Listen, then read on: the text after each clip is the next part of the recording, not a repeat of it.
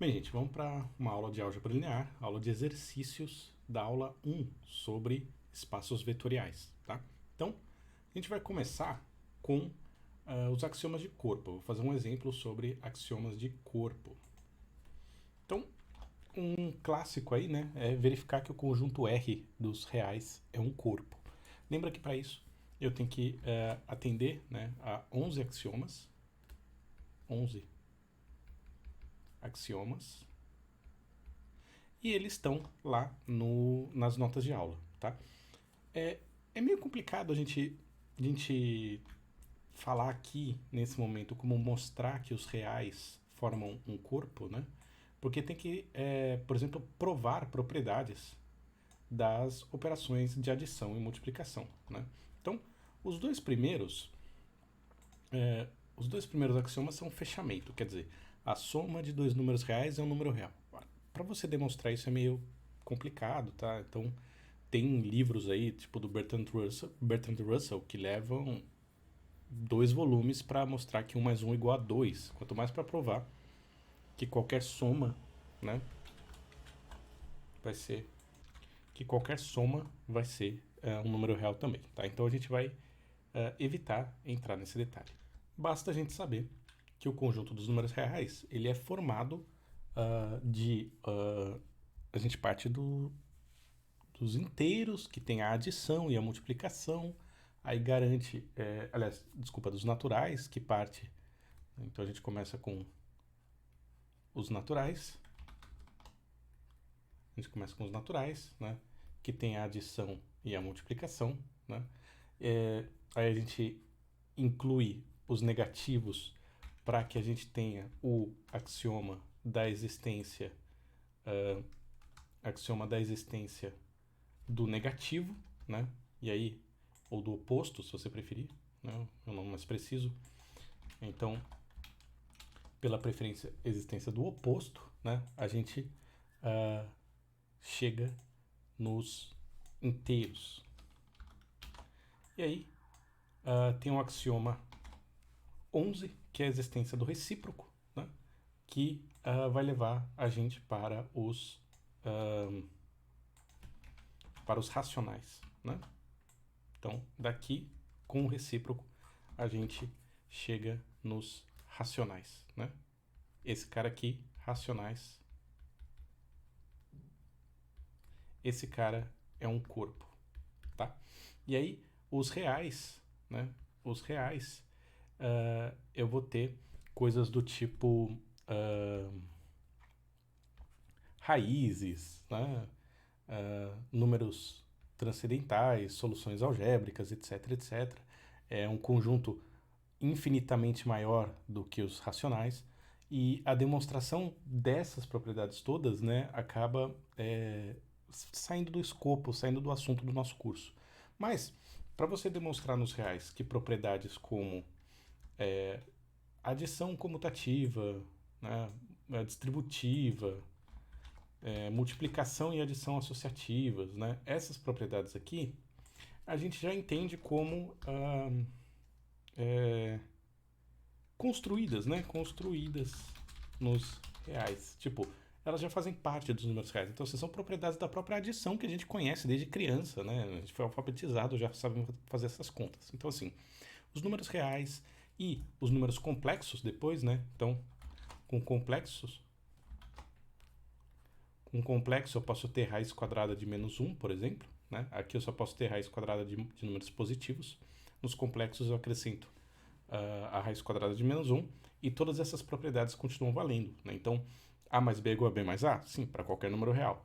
A vezes B, alfa vezes beta é igual a beta vezes alfa? Sim, para qualquer número real, né? Então, a demonstração disso aqui vem da própria forma como os reais são construídos, né? Então, posso argumentar que os reais são construídos para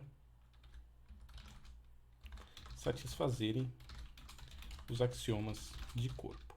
Na real, né? Na real, a ideia é um pouco o contrário disso. Tipo, a gente começa com os inteiros. Antes disso, né? A gente começa com o número 1. Vamos ser um pouquinho mais, né? A gente começa com os números 0 e 1, né? E aí eu crio a operação seguinte.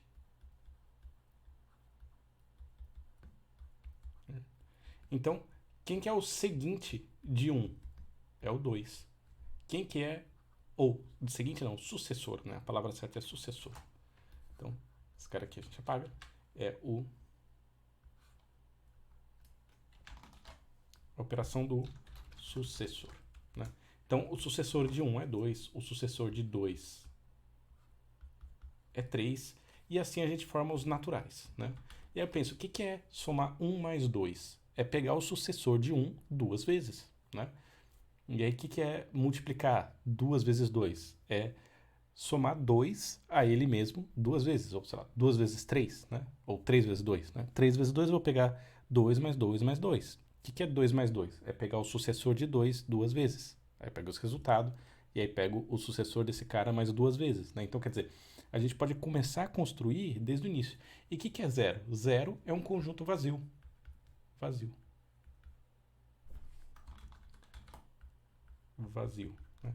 E o que é um? Um é um conjunto com um elemento. É um conjunto que contém apenas um elemento. Aí quem que é o sucessor? Eu vou começar a colocar elementos nesse conjunto, né? E aí a gente pode construir os conjuntos numéricos de várias maneiras. Então, a gente chega nos naturais, só que os naturais não têm os negativos, então a gente precisa, para esse axioma 10 aqui, a gente chega nos inteiros e a gente define subtração, né? Subtração. Aqui a gente define a existência do recíproco e aí define a operação de divisão, né? Por um cara que não seja o zero ou o elemento neutro da adição, né? E aí os reais eles vão ser um superconjunto desse, né? Contém os racionais e tem outros elementos, outros números, mas que obedecem às mesmas propriedades. E os complexos é a mesma coisa, eu só estou colocando mais uma categoria de números em cima, né? Então, demonstrar cada um desses axiomas não faz parte desse curso. Para os reais, não faz parte do contexto. Mas é interessante a gente pensar nisso, né? Esses números reais, os números complexos e os racionais, né? Esses três conjuntos aqui, são o tipo de corpo mais clássico que a gente vai trabalhar, tá? Principalmente reais e complexos. Por quê? Porque eu quero trabalhar com raiz quadrada, eu quero poder fazer coisas desse tipo, né? Então, tipicamente, a gente vai trabalhar com os reais e os complexos nesse curso.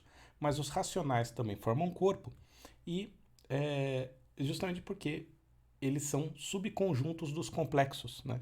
Então a gente diz que os reais e os racionais eles são subcampos dos complexos. Não vou aqui ficar demonstrando por que A mais B é igual a B mais A, né? Em números reais, eu acho que isso faz parte da nossa cultura já, né?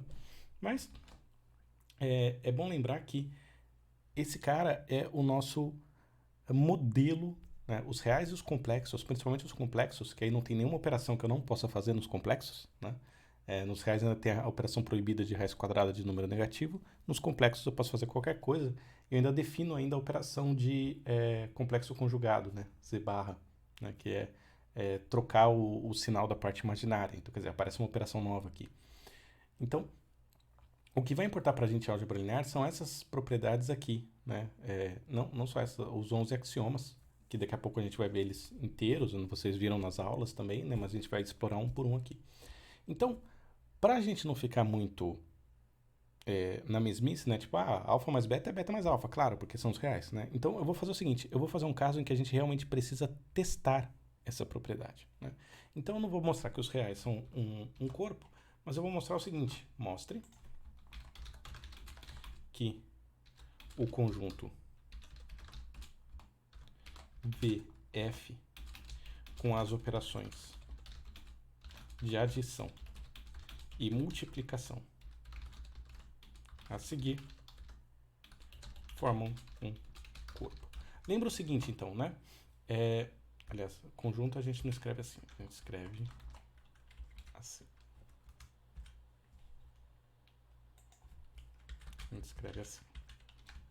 Certo? Então, Lembra, um corpo ele vai ter sempre três coisas, tá? Um conjunto, né? Então tem um conjunto, por exemplo, chama esse conjunto de L, que tem dois elementos, V e F, né? E eu tenho duas operações. Eu tenho uma adição, né? Adição, que nesse caso aqui, né? V ou F, verdadeiro ou falso. Então a minha adição eu vou chamar de operação de ou exclusivo. Essa operação é a que eu vou chamar de adição.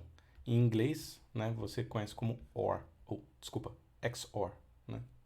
Ou exclusivo, né? E aí eu vou definir essa operação, como é que é? Lembra, na primeira aula eu falei, as operações elas são regrinhas inventadas. Qual que é a regrinha que eu invento aqui? É a que segue essa tabela aqui, ó. V mais V é F. Por quê? Porque é ou exclusivo. Então só vai ser verdadeiro se um e apenas um dos elementos dos valores que eu estou operando aqui são verdadeiros, né? Então, como aqui, tá vendo, tem dois verdadeiros, então esse cara é falso. Agora, se eu faço V mais F, só tem um que é verdadeiro, então isso resulta em verdadeiro. F mais V resulta em verdadeiro. Por quê? Porque só tem um cara que é verdadeiro. E se eu faço F mais F, eu vou ter falso, porque não tem nenhum verdadeiro aqui. Então, olha só. Com essas quatro contas aqui, eu defini como é que é a operação, né? Qual que é a minha operação? A adição. O resultado da adição é, se apenas um dos dois valores for verdadeiro, então é verdadeiro. Se não, é falso, né? Então, é isso. Ou a gente pode fazer o que a gente chama de tabela, quem mexe com programação já reconheceu tudo isso, né? Tabela verdade, né? Que eu vou fazer assim, ó. Isso aqui é a adição de V ou F, V ou F. Então, o que é? V mais V. V mais V é F. Quem que é? Deixa eu fazer assim, né? Então, V mais V é F. V mais F é V. F mais V é V. E F mais F é F. Tá vendo? Uma tabelinha, né? Com os valores possíveis, né? Com todos os valores possíveis da minha operação aqui, né? Essa é a adição. E aí, a multiplicação. A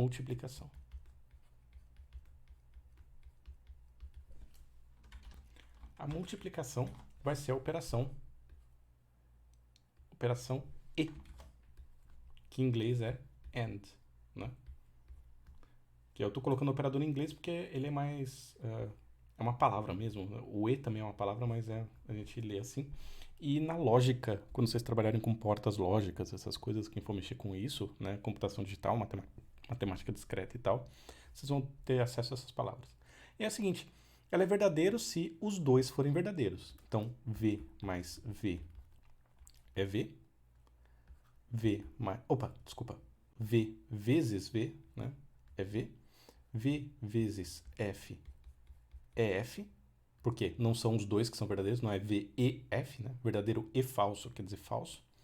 Falso e verdadeiro é falso. E falso é falso, né?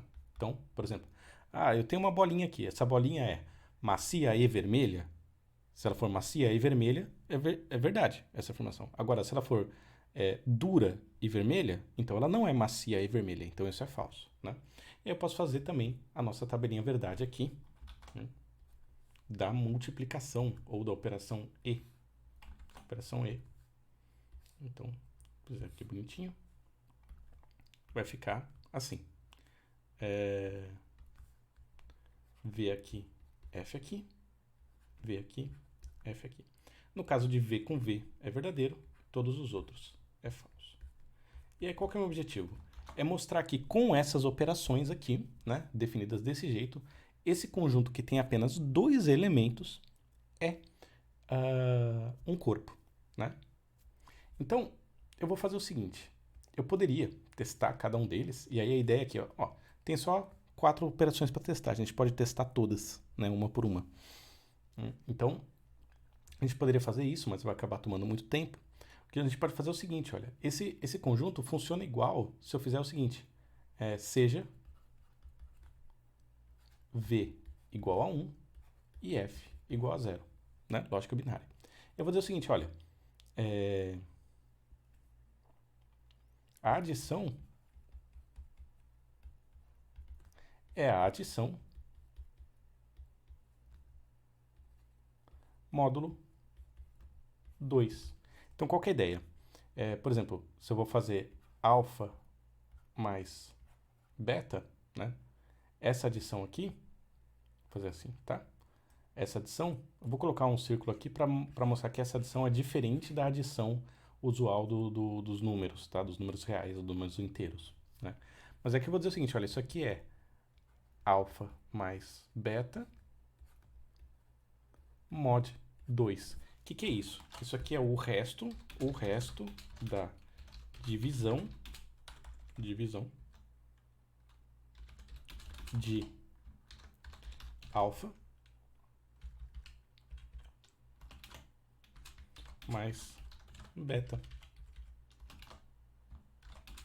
por 2. Então, a ideia é a seguinte, se alfa mais beta for par, então o resto é zero. Se alfa mais beta for ímpar, o resto é 1, né? Então, isso aqui é o resto da divisão. E a gente pode ver que vai funcionar, né? Porque olha só, o que é 1 mais 0? Opa, desculpa, começar com 1 mais 1, né? Fazendo a mesma ordem aqui, ó, né? V, V, VF, tá. Então, vou fazer assim, quem que é 1 mais 1? Isso é 1 mais 1 mod 2, né? Quanto que é 1 mais 1? 1 mais 1 é 2, né? Isso é 2 mod 2. O que é um mod? É pegar o resto da divisão por 2. Então, eu vou dividir 2 por 2. 2 dividido por 2 dá 1. Só que o resto da divisão é 0. Porque 2 é exatamente divisível por 2. Então, isso aqui é 0, né? Quem que é 1 mais 0? Isso aqui é 1 mais 0 mod 2, que é 1 mod 2. E aí, se eu dividir 1 por 2, 1 dividido por 2 dá 0, resto 1. Então, 1, né? 0 mais 1. Aí vocês entenderam a ideia, né? Isso aqui vai ser 0 mais 1, que é 1. O resto da divisão por 1 é... Aliás, o resto da divisão por 2 é 1, né? E, finalmente, 0 mais 0 é 0, né? O resto é 0. E a multiplicação é a mesma coisa, né? Multiplicação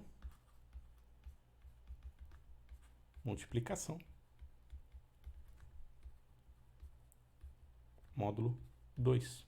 Então, quem que é 1 vezes 1 é 1 vezes 1, 1 vezes 1, módulo 2. 1 vezes 1 é 1, resto 1. 1 vezes 0 é 1 vezes 0, módulo 2. 1 vezes 0 é 0, resto da divisão por 0, resto da divisão de 0 por 2, 0. 0 vezes 1 é 0 vezes 1, módulo 2, 0, resto da divisão por 2, 0. E, finalmente, 0 vezes 0 é igual a 0 vezes 0, módulo 2, que é 0, né? E aí, se eu for fazer a tabelinha aqui, ó, né? Se eu for fazer essa tabelinha aqui,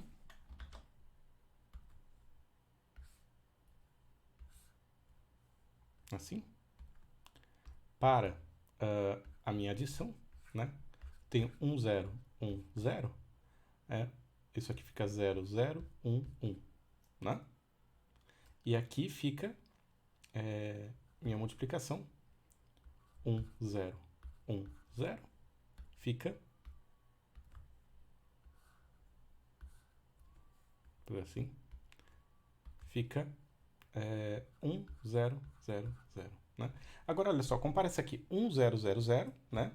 Se a gente comparar com essa aqui, V, F, F, F. Então, tá vendo? O V é 1 e o F é 0.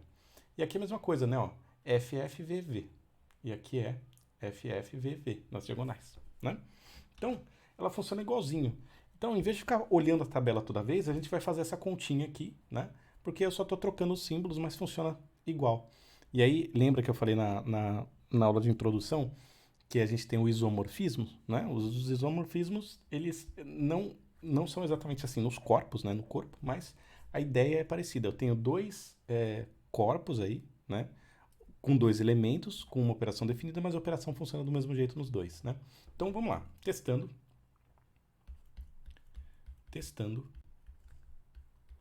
os 11 axiomas, né? Então vamos lá, um por um. Primeiro, fechamento da adição. O que é o fechamento da adição? Quer dizer que se eu usar a minha regra de adição, que eu defini, regrinha que eu defini ali, né? Seja a tabelinha desse caso aí, né? No caso do VOF, seja essa operação aqui que a gente acabou de mostrar que é equivalente, é a mesma coisa, né? Se eu somar dois elementos alfa e beta quaisquer, eu vou ter um único elemento desse mesmo conjunto chamado de alfa mais beta, né? Esse alfa mais beta é o nome do resultado da conta, tipo, isso aqui é um elemento, né? Isso é a soma de alfa e beta, né? E aí, o que é importante é isso aqui, ó, elemento de K.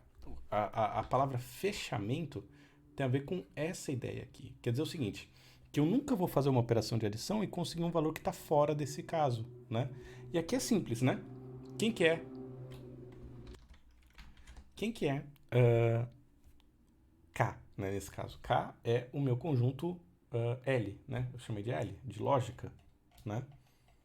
Chamei de L. Vamos usar um L com as duas barrinhas aqui, porque isso é um corpo, né? Aí a gente aprendeu a usar essas duas barrinhas aqui no nome dos reais, dos complexos, vamos chamar aqui de L também, né?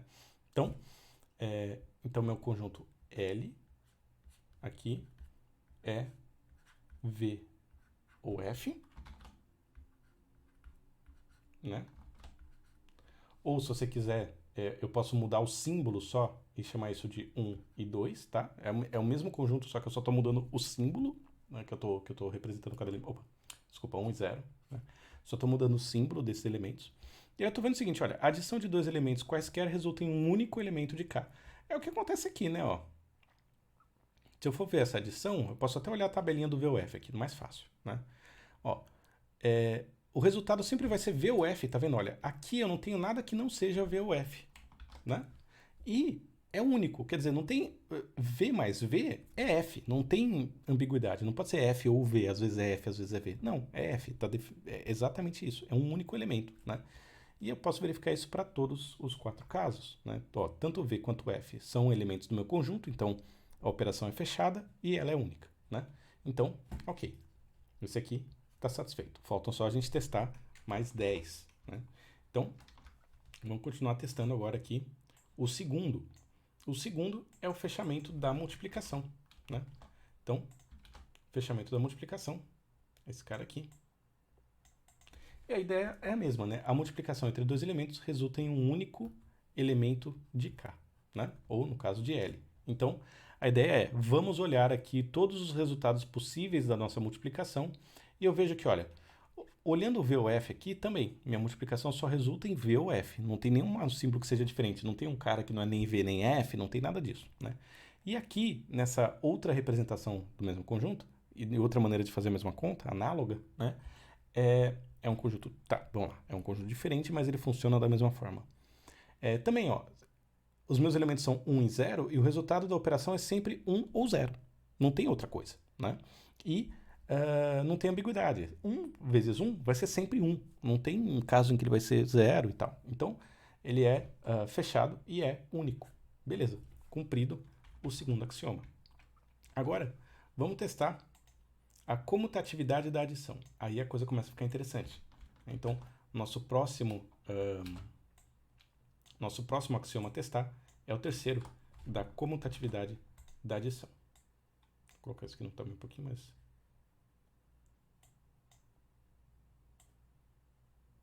Então, agora eu preciso testar, certo? Então, eu preciso testar esse aqui. Testar. Como é que eu penso? Bom, eu posso pegar minha tabelinha aqui, vamos olhar a minha tabelinha. Em alguns casos, gente, eu vou olhar a minha tabela, em outros casos, eu vou olhar eu vou fazer a conta, tá? Tem um caso que é mais fácil olhar a tabela, tem um caso que é mais fácil fazer a conta. Por enquanto, eu vou olhar a tabela aqui.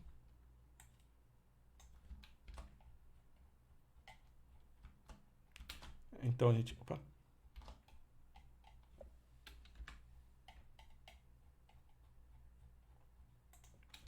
Então, essa aqui é a minha tabela. E eu vejo o seguinte, olha, se eu trocar alfa e beta, quer dizer, nesse caso aqui, né? Ó, V mais V, deixa eu usar uma letra diferente. V mais V é igual a V mais V, certo? Deu certo. Troquei os dois, deu a mesma coisa. Agora aqui, ó, V mais F é V. E eu verifico aqui que isso é V, né? E isso também é F mais V. Por quê? Porque é o que está escrito aqui na tabela, ó, V mais F é V. F mais V é V. Então, eles são iguais, né? E, finalmente, F mais F. Se eu trocar F com F, eu consigo F mais F. Então, está satisfeito. Testei por exaustão, né? Então, verificado por exaustão. E nem fiquei cansado, né? Então, quer dizer, exaustão quer dizer o seguinte, você exauriu, você mostrou todos os casos possíveis, né? Quando a gente... O único caso em que a gente pode mostrar que uma propriedade vale para todos os elementos de um conjunto, pegando exemplos e fazendo conta, é se a gente pegar absolutamente todos os exemplos. Então, assim, nesse caso que eu tenho um número finito de elementos, eu só tenho 2 elementos, então eu consigo fazer 4 somas, né? Primeiro com primeiro, primeiro com segundo com primeiro, segundo com segundo, né? Eu consigo testar isso por exaustão, eu estou verificando, eu estou olhando para as contas e verificando que elas são assim, né? Não estou usando nenhuma propriedade, usando teoremas, tal. Não, estou testando por exaustão. Só que aí eu só posso fazer isso se eu puder fazer isso com todos os elementos do conjunto, né? Então, mostrar depois que prove que tal operação vale. Não adianta você fazer só para um caso, tipo, substituir por números, bota 1 e 2 ali e vê o que acontece. Que isso não é suficiente para mostrar que vale sempre. Nesse caso aqui, eu consigo fazer com absolutamente todos os elementos do conjunto. Não tem nenhuma adição entre 2 elementos de VOF, ou uma adição entre aquele 1 e 0, que não esteja nessa tabela. Então eu testei todas. Eu exauri, né? Eu exauri todas as possibilidades, certo? Então provei por exaustão. A comutatividade da multiplicação vai ser a mesma coisa, certo? Então, a comutatividade da multiplicação vai ser a mesma coisa, né? Então, se a gente olhar aqui em cima a nossa tabelinha verdade, né? Ou esse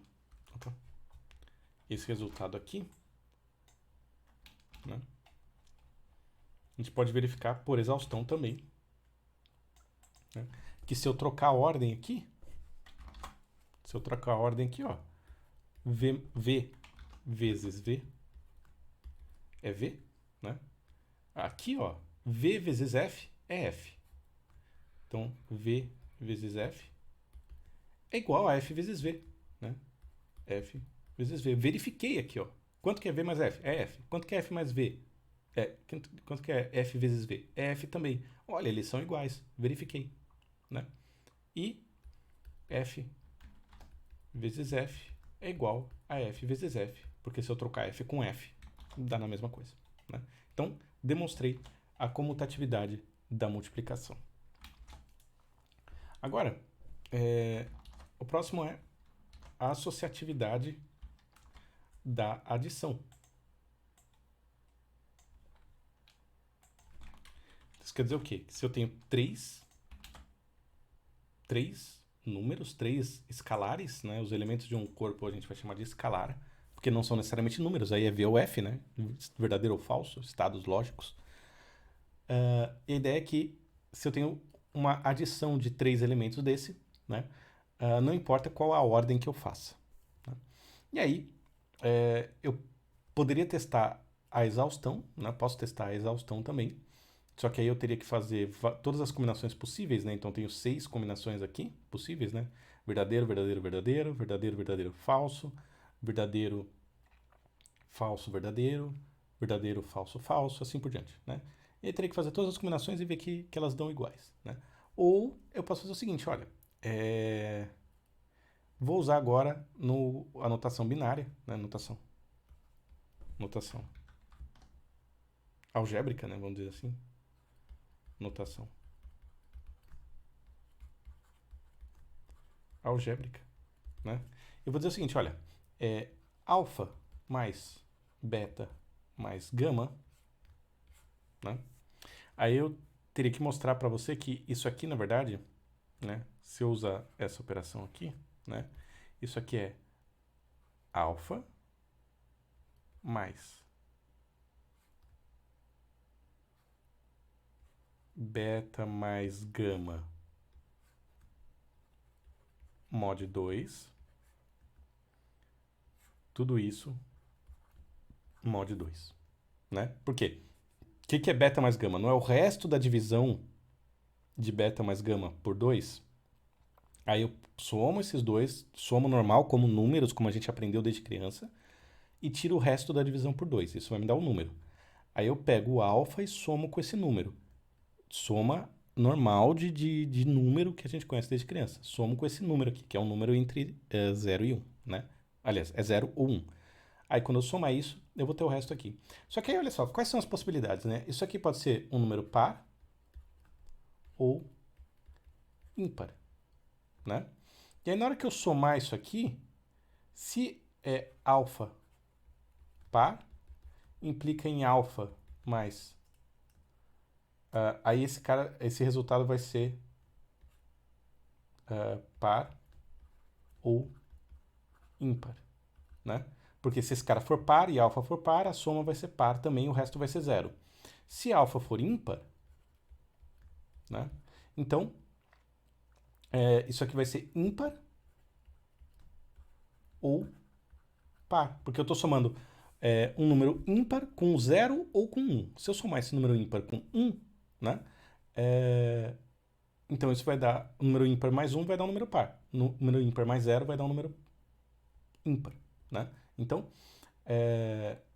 você percebe que tudo que eu estou fazendo aqui é tirar esse mod 2 aqui, né? Tirar essa norma 2 aqui, é a mesma coisa que perguntar, nossa, não era para estar assim. Isso aqui é par ou ímpar, né? E isso pode ser feito sempre depois, no final da conta, né? Então, na verdade, dá para mostrar, eu não vou mostrar em detalhes aqui, que isso aqui é a mesma coisa que eu fazer alfa mais beta mais gama e tomar o mod 2 só no final, tá? Eu não preciso tomar esse mod 2 aqui no meio, né? E aí, essa adição aqui é a adição de inteiros. E a adição de inteiros a gente sabe que é associativa, né? Ou seja, a gente chega à conclusão que alfa mais beta mais gama, onde esse mais com círculo é a adição lá do nosso conjunto VUF, né? Isso é alfa mais beta mais gama mod 2.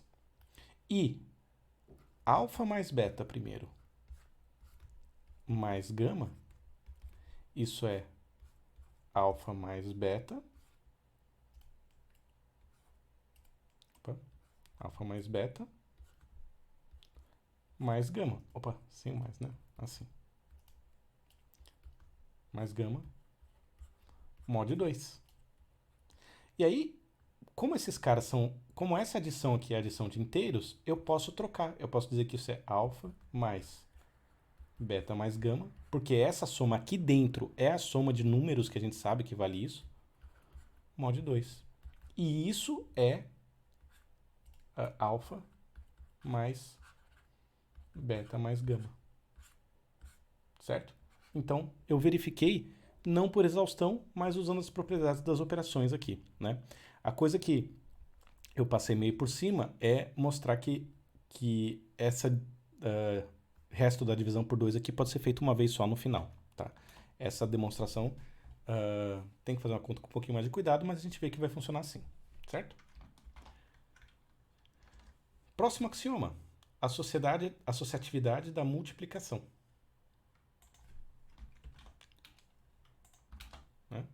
Aí aqui a gente pode também usar a ideia de que um número par vezes um número ímpar vai ser um número par, um número ímpar vezes um número ímpar. Número ímpar vezes um número ímpar vai ser um número ímpar, né? Se eu não me engano. Isso, né? E número par vezes número ímpar vai ser ímpar também, né? Aliás, vai ser par também, né? Então, par vezes par é par vezes ímpar é par, ímpar vezes ímpar é ímpar. E aí você usa o mesmo argumento análogo aqui para fazer essa conta, certo? Então, essa aqui fica como exercício. Exercício, né? E a distributividade também vai ficar como exercício, tá? Que a ideia é a mesma coisa da conta de par ou ímpar aí, né, que a gente consegue verificar, certo? Aqui. Também é exercício.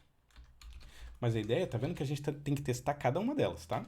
A gente tem que testar todas as propriedades. Se tiver uma que não é satisfeita, aí não é um corpo, né?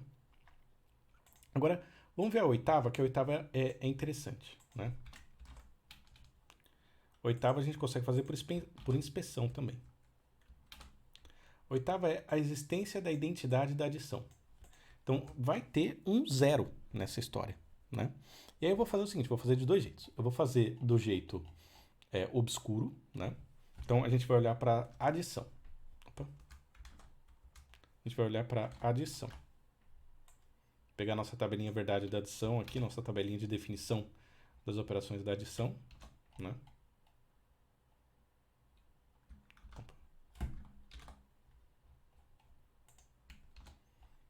Colocar para cá, certo? Vou tirar esse cara daqui por aqui. Então, a ideia é a seguinte. Quem que é o zero? Quem que é o elemento neutro da adição? É o cara que quando eu somar a outro, olha, quando eu somar a outro, não muda, né? Então, toda vez que eu somar f aqui, ó, ele não está mudando quem é o meu outro operando, né? Então, por inspeção,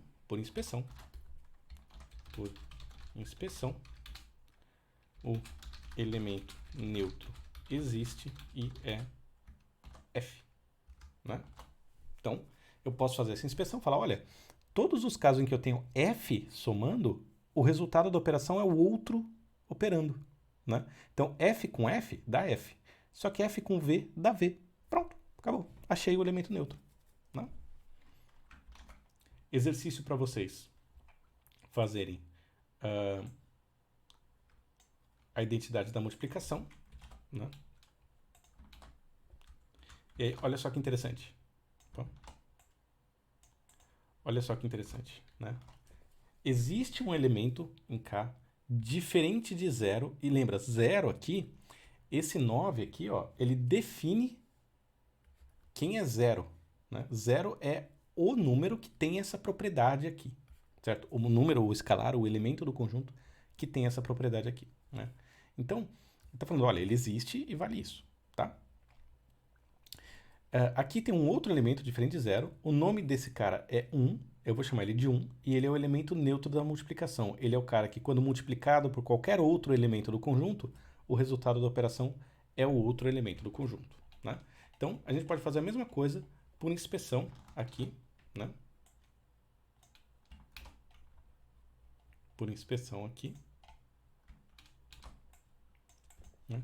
Quem é o cara que, quando eu multiplico, ele não muda o resultado? É o V, né? Olha só, o V aqui, vou tentar usar as mesmas cores. Quando eu multiplico por V,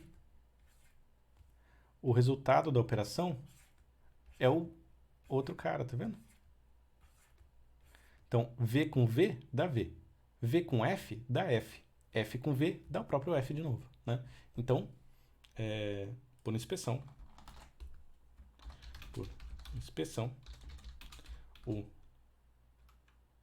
a identidade existe I é V, certo? Ficaria muito mais trivial vocês fazerem, e eu recomendo que vocês façam esse 8 e esse 9 usando esses números aqui, essa conta, que vocês vão ver que não é à toa que eu chamei esse cara de 1 e o outro de 0, né? Então, tem essa demonstração. Aí vem a coisa mais interessante, né? O oposto.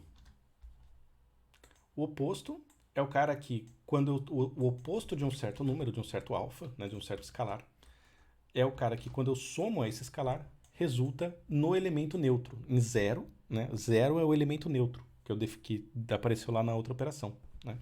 E aí, para verificar isso, a gente vê por inspeção de novo, né? Então, agora eu tenho que ver aqui, né? Procurar aqui, tirar esses círculos, que não são eles que interessam pra gente agora. Eu preciso verificar aqui, olha, quais casos resultam no elemento neutro. Então, quem que é o elemento neutro? É o F, não é? Então, meu elemento neutro é esse cara aqui, né? E aqui, então, eu vejo que é o seguinte, olha. V.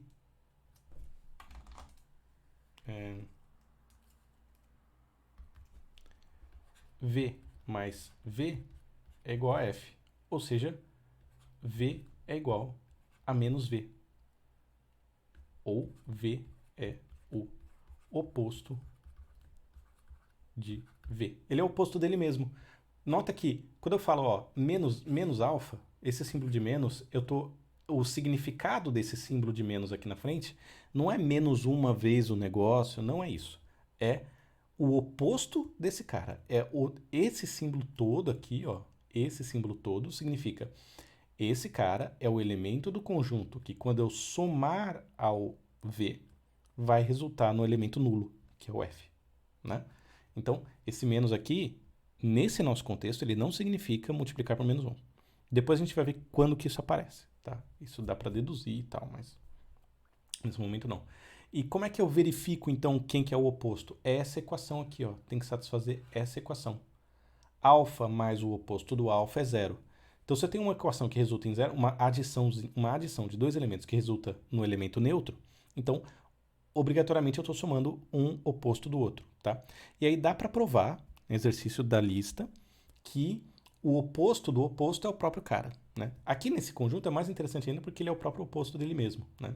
E se eu for fazer o F, ó, F mais F igual a F. Logo, F é igual ao seu próprio oposto, né? Então, F é o oposto de F, certo? Qual que é o jeito mais fácil ainda de fazer isso, né? Como é que eu vou achar o oposto aqui, né? Vamos pegar o caso do... Vamos fazer essa mesma questão agora usando os números aqui, né? Essa operação aqui, né? Da adição. Então, vamos fazer assim? Vamos pegar os casos em que dá zero, né? Então, 1 mais 1 e 0 mais 0. Bom, tá resolvido, né? Cadê aqui? No caso, na notação algébrica, né? Então, 1 mais 1 é igual a 1 mais 1 mod 2, que é 0. E 0 mais 0 é igual a 0 mais 0 mod 2, que é 0. Ou seja, 1 mais 1 é igual a 0, ou seja, o oposto de 1 é 1. É estranho isso? Não, porque quanto que é? Note. Vou fazer um parênteses aqui, ó. Note.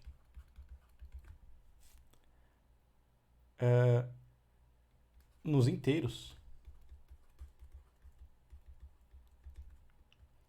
menos 1 é igual a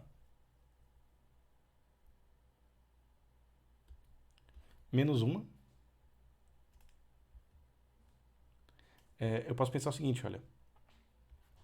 Menos 1 mod 2 é 1. Por quê? Porque menos 1 é ímpar. Né? Então, o resto da divisão de menos 1 por 2 é 1. Né? Posso pensar que isso é menos 1 vezes 2 mais 1. Né? E esse aqui é o resto da divisão. Certo? Então, não é assim que a gente calcula o resto da divisão? Né? Eu consigo escrever menos 1 é igual a menos 1 vezes 2, que vai dar menos 2, só que tem que somar 1, porque a divisão não dá certo. Né? Então, o resto da divisão de menos 1 por 2 é 1, então faz sentido a gente pensar que esse cara é menos 1. Né? É como se eu fizesse um loop, né? Eu vou somando, quando eu chego no 2 eu volto para o 0 e assim por diante, eu vou andando nesse sentido. E aí calcular o oposto é simplesmente andar para a esquerda. Se você pensar na reta real, em vez de você continuar seguindo para sempre, quando você chega no 2, você volta para o 0. Tá? E aí, a existência do recíproco é a mesma coisa, só que é mais fácil ainda, porque como eu só tenho 2 elementos e o elemento neutro da adição não vai ter recíproco, né?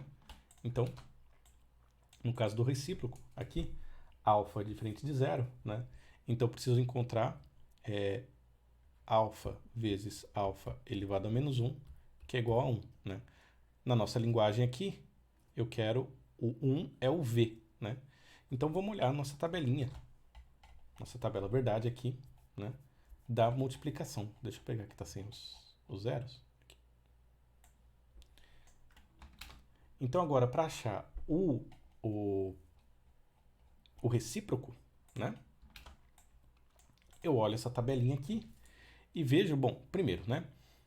Diferente de 0. Então, se é diferente de 0, eu já vou descartar, né? O 0 não é recíproco, ele não é recíproco de ninguém. Então, eu já descarto, olha, esses caras aqui, né? Então, a única operação que eu tenho aqui é essa. V vezes V é igual a V. Logo, V é igual ao recíproco de V. Esse elevado a menos 1, tá? E 1 sobre, ou 1 sobre V. Isso aqui é uma notação. Isso é uma notação de recíproco. Eu não estou dizendo que eu estou pegando 1 e dividindo por V, até porque o número 1 não existe aqui nesse conjunto, né? Só V ou F. Isso aqui, essa operação, ela define divisão. Define divisão, certo? Então, a ideia é essa notação de recíproco aqui. E aí, então, qual que é a definição de divisão? Né? Alfa sobre beta é definido como alfa vezes 1 sobre beta, onde esse cara aqui, ó, é o recíproco. Tá? Então, aqui, qual que é a ideia? Por inspeção, né? Por inspeção, V é recíproco de V. E não tem nenhum outro elemento nesse conjunto que é recíproco, porque o outro já é o elemento neutro da adição. Né? Então, vocês viram que a gente testa todos os 11 axiomas. Se todos eles funcionarem, então, logo, esse L, esse conjunto L,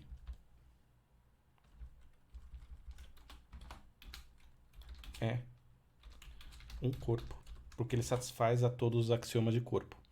Qual que é a graça de eu saber que esse conjunto é um corpo? Eu vou poder construir um espaço vetorial com ele depois, né? Então, ele é um corpo, ele tem a propriedade, olha só que propriedade interessante, né? Propriedade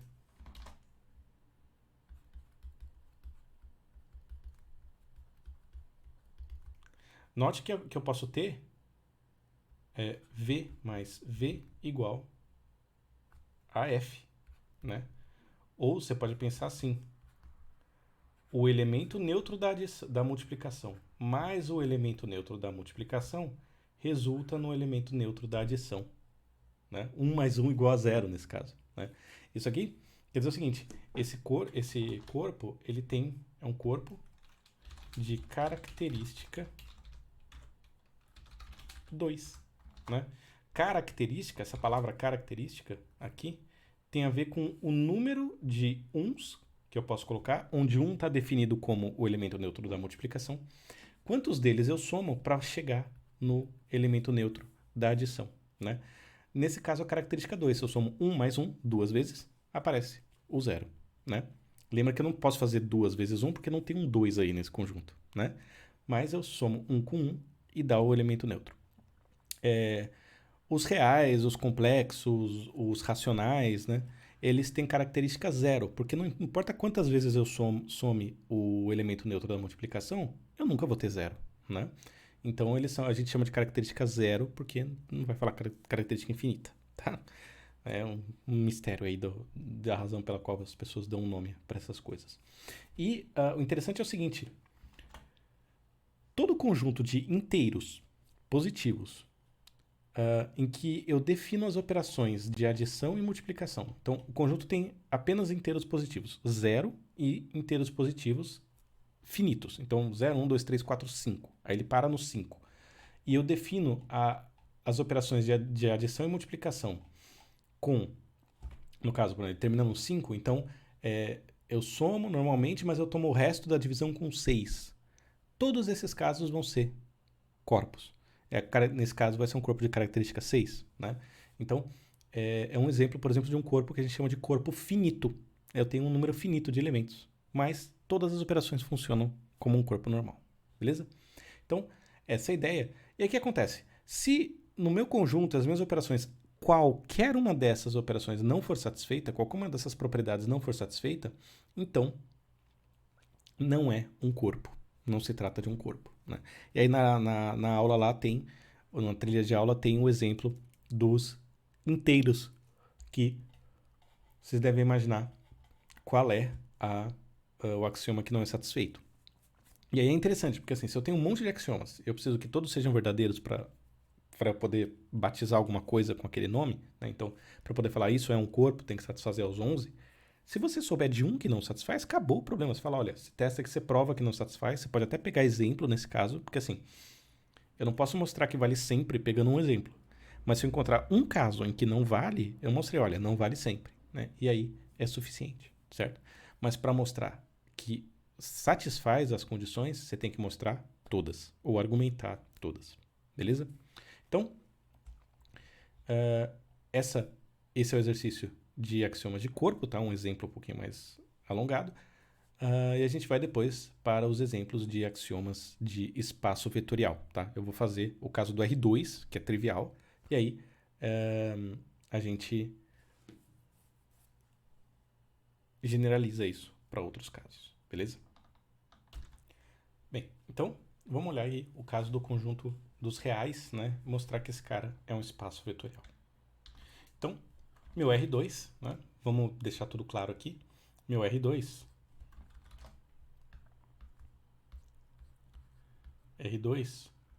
é o conjunto dos pares x e y, tais que x é real e y é real, certo? E aí, falta um detalhezinho aqui, um espaço vetorial sobre o corpo dos reais, né? Por que eu estou falando sobre o corpo dos reais? Porque a gente vai definir duas operações, né? Operações.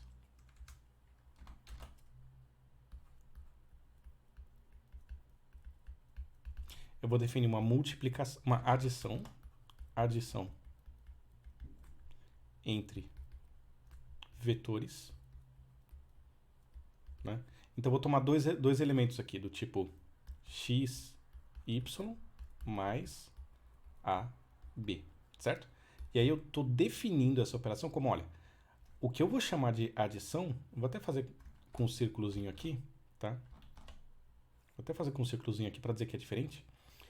Eu vou pegar o número real x, que é a primeira componente, pegar o número real a, que é a primeira componente do outro, somar os dois, e isso vai ser a primeira componente do meu novo vetor.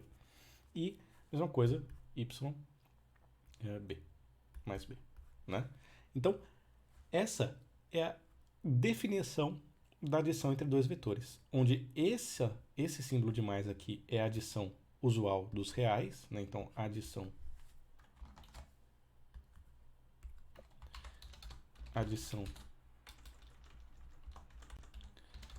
adição de números reais, né? E aqui é a adição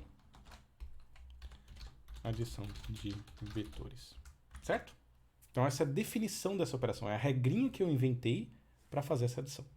E aí, a segunda operação é a multiplicação de escalar por vetor, né? Ou de vetor por escalar, de vetor por escalar, né? E aí eu vou definir essa operação da seguinte forma. Um escalar alfa, né? Então, alfa é um número real. Alfa vezes xy, né? E aí eu não vou colocar mais x, nada disso. Eu estou definindo essa operação como alfa x, alfa y. Então, como é que é? Eu multiplico cada componente por esse número. E a mesma coisa, aqui eu tenho multiplicação vetor por escalar. E aqui eu tenho multiplicação de... Escrever direito? Multiplicação de números reais. Certo? Essa é a regra. E aí o que eu preciso fazer? Eu preciso mostrar que essas operações aqui satisfazem os 10 axiomas de espaço vetorial. Nota aqui o seguinte, ó, esse cara aqui é o escalar. É o sobre o corpo dos reais. Então o que eu estou querendo dizer?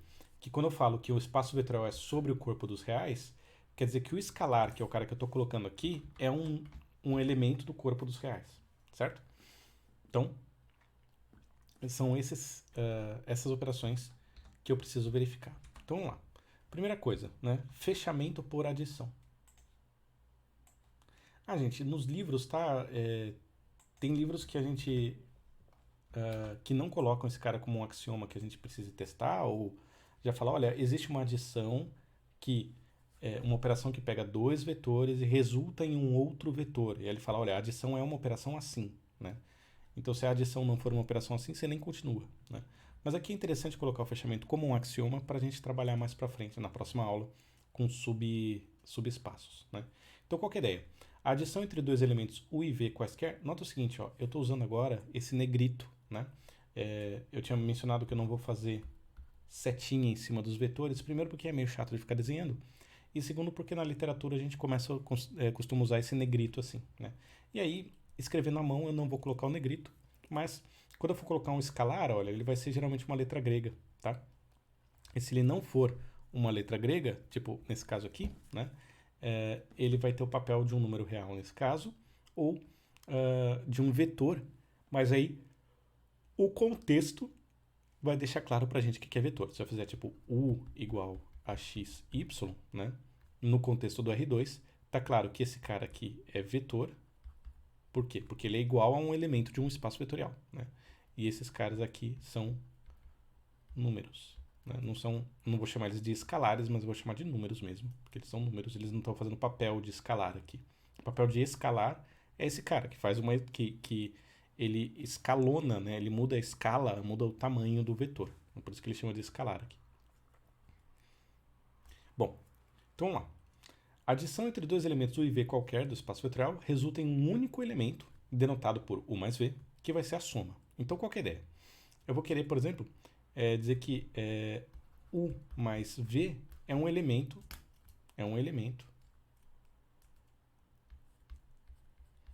de R2, né? Então vamos fazer o seguinte, olha, u é xy, tá? E v é AB, certo? Então, o que é u mais v? U mais v é xy mais AB. Ora, xy mais AB, pela regra aqui, né, da nossa definição de adição, é x mais A, y mais B. Agora eu preciso saber, esse cara aqui pertence aos reais? Ou ao R2, né? Ao R2?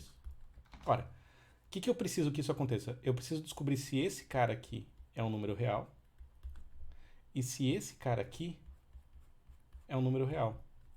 Se x mais a for um número real e y mais b for um número real, então esse cara, x mais a, vírgula, y mais b, vai ser um elemento do R2. Né? Como é que eu sei se esse cara é um número real? Ora, porque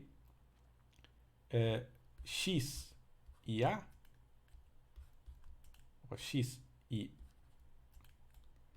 a pertencem aos reais.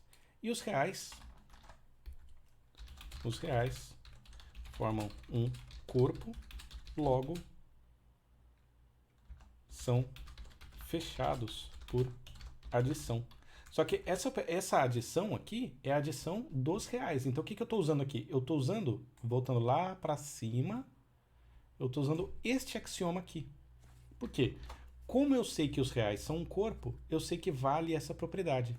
A adição entre dois elementos quaisquer, eu chamo de alfa mais beta, e é um elemento do corpo. Então, o que eu estou fazendo aqui? Estou falando, olha, gente, esse x e esse a são números reais, então a soma deles tem que ser um número real. Mesma coisa o y e o b. Então, eu tenho dois números reais aqui, portanto, sim. E aí, está comprovado. E não tem nenhuma ambiguidade, certo? Se u é x e y e v é AB, obrigatoriamente u mais v vai ser x mais a. E x mais a é único também, né? Porque lá na fechamento de adição de corpo também tem essa mesma ideia de único, né? Então, eles formam um corpo, estão fechados por adição, está provado, né? O fechamento da multiplicação por escalar, que é o nosso segundo axioma aqui, né?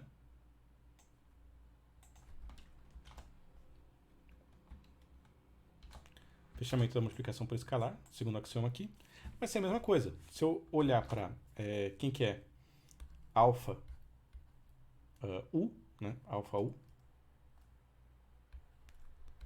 isso é alfa vezes x e y, né? E aí noto que pela nossa definição da operação, isso é alfa x, alfa y, né? Aqui, de novo, eu tenho a multiplicação nos reais, né? Então, esse cara aqui é um número real. Mesma coisa, esse cara aqui, né?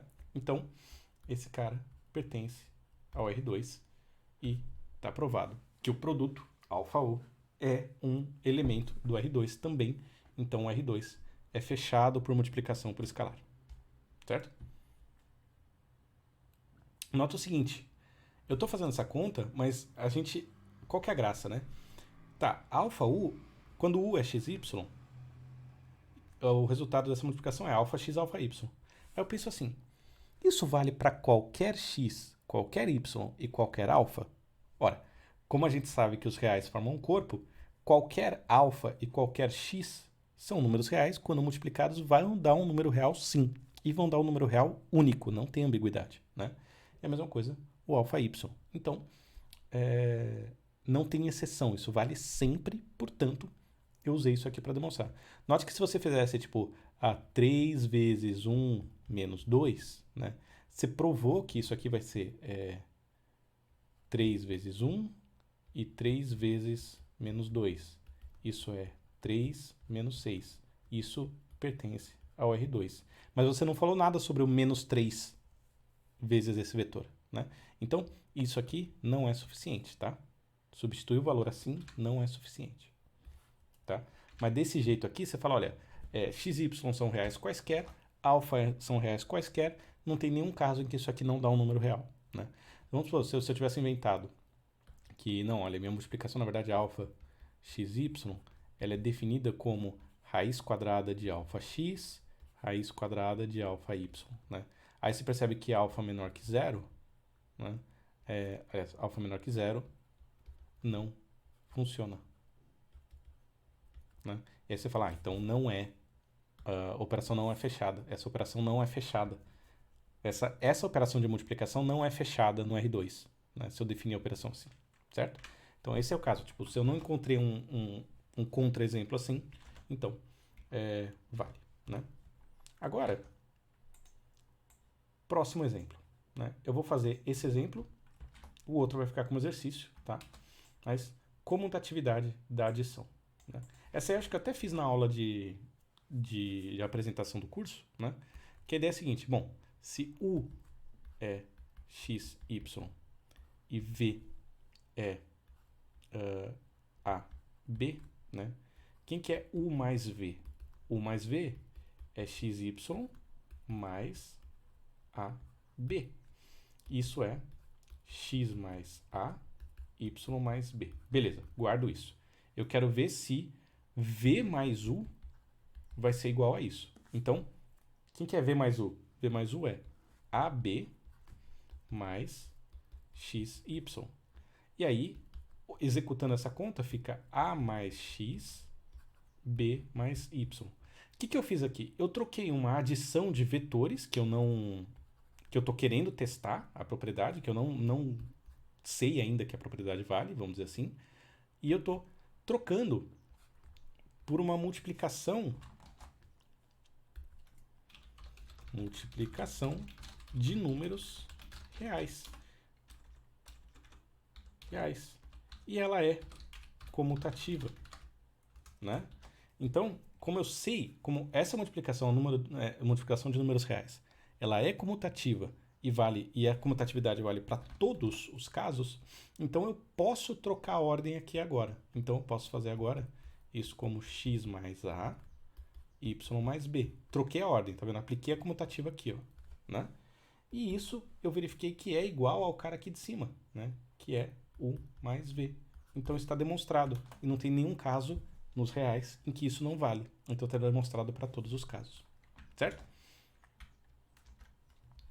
Próximo.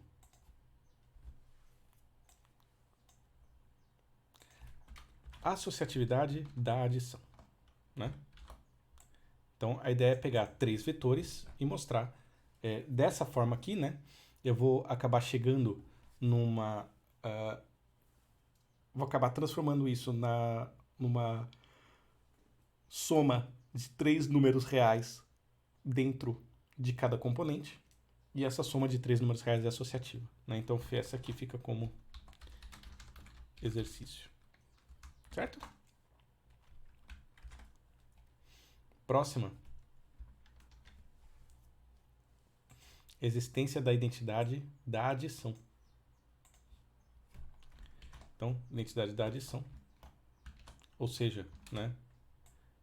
Seria o vetor nulo, existência do vetor nulo, né? E aí, eu posso pensar o seguinte, olha, vai existir um vetor, né? Então, eu vou definir um vetor. Eu vou escrever assim, o vetor nulo eu vou escrever assim, tá? Um zero com a barra, como se fosse um zero negrito, né? Eu vou dizer que ele é um certo AB, né? Eu vou descobrir quem que ele é. Então, eu sei que vai ser um número real A e um número real B, né? E tal que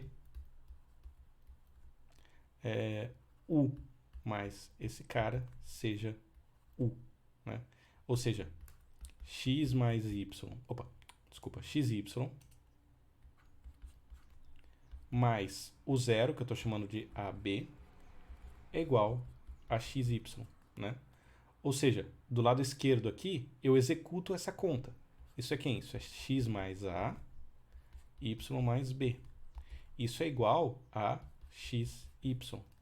E aqui eu transformei essa aqui, eu vou chamar de equação, né? Equação vetorial.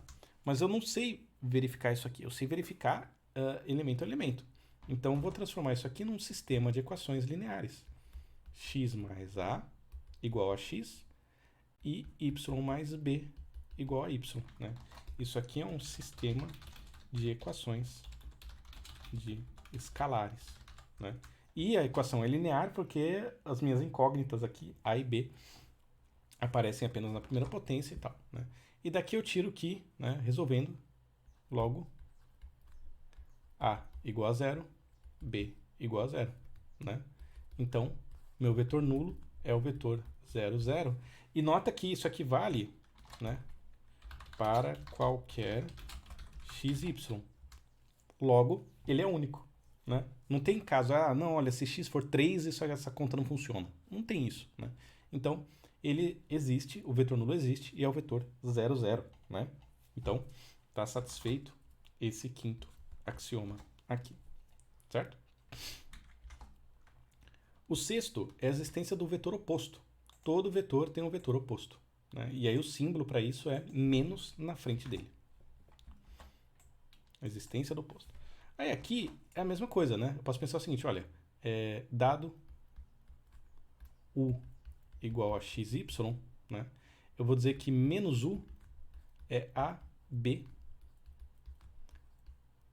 tal que u mais menos u é o nosso vetor nulo, né? Ou seja, xy mais o menos u, que é AB, desconhecido, é igual ao vetor nulo, que é 0, 0. Daqui eu vou ter um sistema que diz que x mais a igual a 0, y mais b igual a 0, né? E aqui eu estou no mundo dos reais, né? Aqui são números reais e essa aqui é justamente, olha só, em vez de resolver a conta, eu vou falar o seguinte, olha, logo a é o oposto de x nos reais, né? Ele é menos x. Essa aqui não é justamente a equação que define o oposto, né? E b é o oposto de y nos reais, menos y.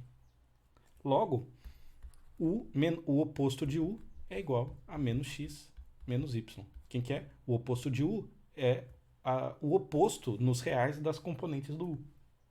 Né? Poderia resolver isso aqui, subtrair, falar, olha, é menos, não sei o quê? Poderia. Mas aqui eu estou usando a linguagem que a gente está usando do que a gente já tem aí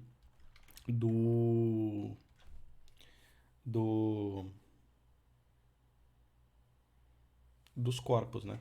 Aqui é a mesma coisa, né? Posso olhar e falar, olha, isso aqui é justamente a equação que define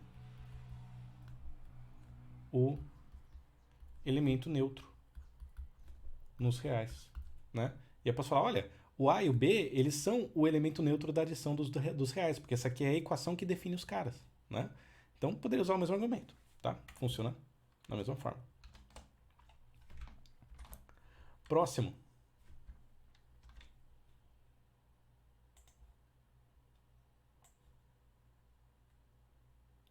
Esses aqui vão ficar como exemplo para vocês, tá? Esses aqui são exemplos, né? Exemplos não, exercícios, né? Exercícios. Certo?